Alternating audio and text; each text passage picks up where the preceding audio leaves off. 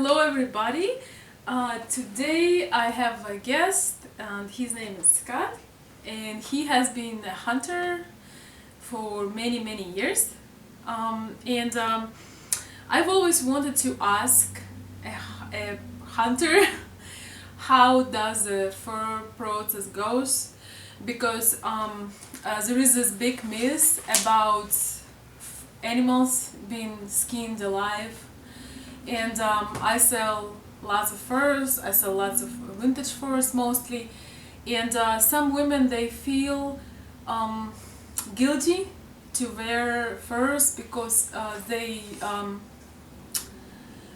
are concerned about animals, being suffering, about animals being skinned alive. And I always knew it's not true, especially in all big fur countries like United States, Canada, Russia, Northern Europe. There is a big fur culture that's been going on for hundreds and hundreds of years. So, but here, since I have a chance to ask a person that actually does it, so I'm going to do it. So tell us about this myth that would you really skin alive an animal if you need a fur? It really doesn't make any sense whatsoever of skinning an animal alive.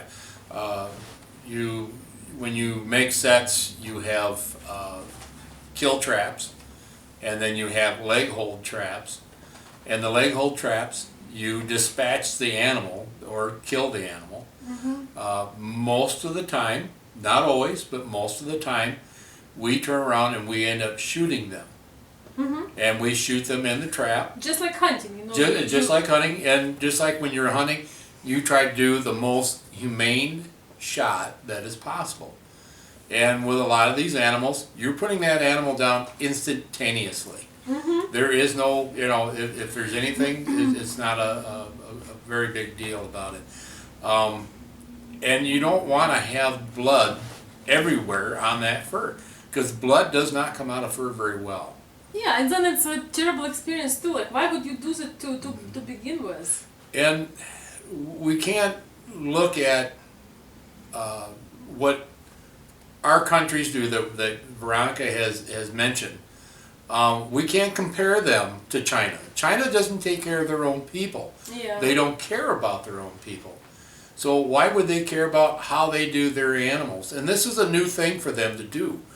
Yes. I mean, this may have been around for a while, but this is relatively new stuff for China to make fur coats and so on and so forth and get into that market, because their own economy is growing so fast that they have to turn around and appease their people that are getting very wealthy, and they want the status symbols, which is furs.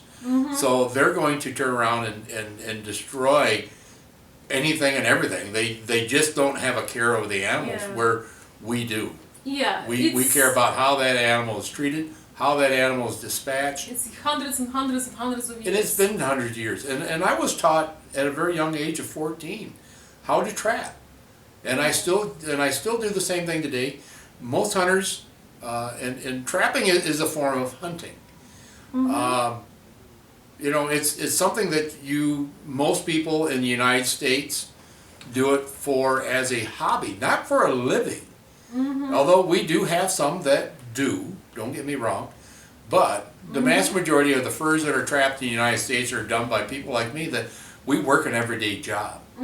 And we do this for a hobby. And so therefore we take great care in what we get, because if the animal is damaged, we're not going to make the money on it that we would on the fur, that if it is damaged or if it's pristine. And it's the weirdest process. I mean, it really doesn't.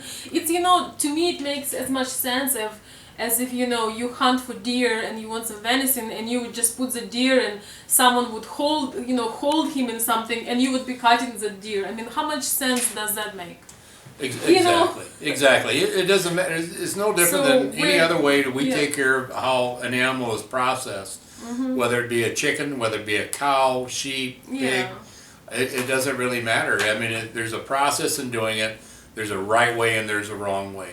We can't look at what China does to Yeah. describe of It's what too happens bad, here but- in America, Canada, in Northern Europe, Yeah. and Russia as well. We can't look at that as China as being the bad thing. And it goes into that. And there is nothing we can do about it. And I just want to make another disclaimer that I do not sell any Chinese furs in my shop.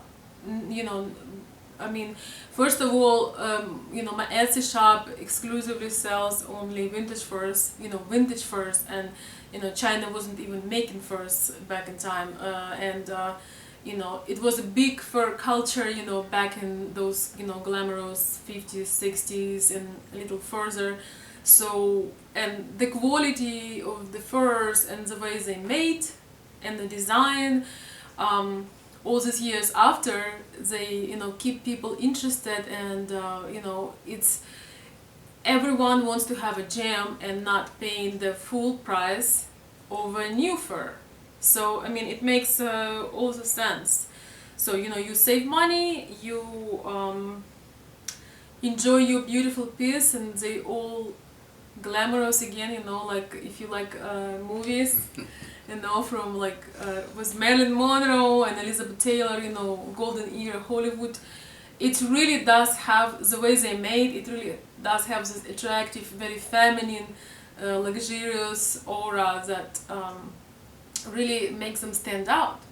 So yeah, just keep that in mind, that anytime you buy vintage fur, you don't even have to think about it. It could not have been made in China. So this way you don't have to feel guilty at all. You have to take your piece and, you know, enjoy it for many more years, and store them. And I will make more videos on storage. And I think we're going to end it like that. And in our another video, in our next video, we'll talk about PETA, and we'll talk about aspects of synthetic furs on pollution and things like that. Sounds good? Sounds great. Okay. I'm all for it.